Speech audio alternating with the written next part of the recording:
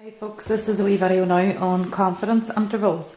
So I've sent you an email with notes on it, so please make sure that you read the email first of all to get a wee gist of what's going on. This is a summary over here about confidence intervals, so we will use them. If we know what a sample mean is, then we'll use the sample mean to estimate a population mean. But because it's only an estimate, then we can be either maybe too high or too low. So we always give our estimates within a range of values. That's where your formula then is coming from. So your X bar is your mean of your sample.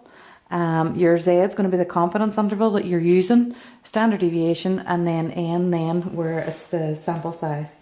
So in question 1 then, you were told that you had 8 runners and we knew how fast that they could complete a 100-metre sprint, something like that. So have a wee read of question 1. This is the solution for it then. So the sample size on there is going to be 8. We were told that there was 8 runners on there. We were given the standard deviation was 0.08.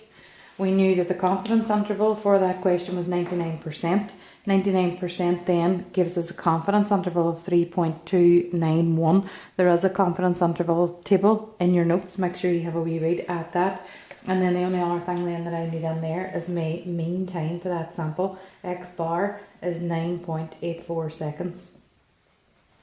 So all I've got to do now then is use my formula and put all the values that I know, and it will give me a range of values which should be suitable for the population mean. So using my formula then, X bar plus or minus my confidence interval times standard deviation divided by the square root of your sample size. If we input all the values now that we know, then X bar 9.84 plus or minus a confidence interval of 99.9% gives us a value of 3.291.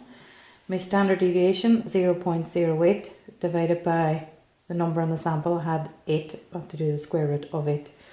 That's my formula that I need.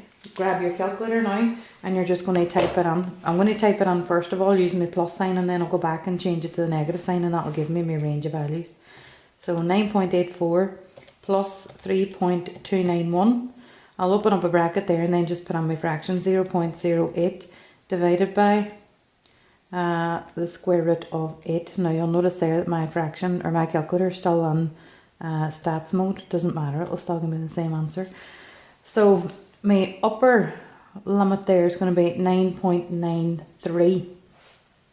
If I go back now, I can change that plus sign to a takeaway sign and do 9.84 takeaway, and that will give me my lower limit. So that's going to be 9.75 to 2 decimal places. So I'm saying then that the mean of the population should be greater than or equal to 9.75, but less than or equal to 9.93.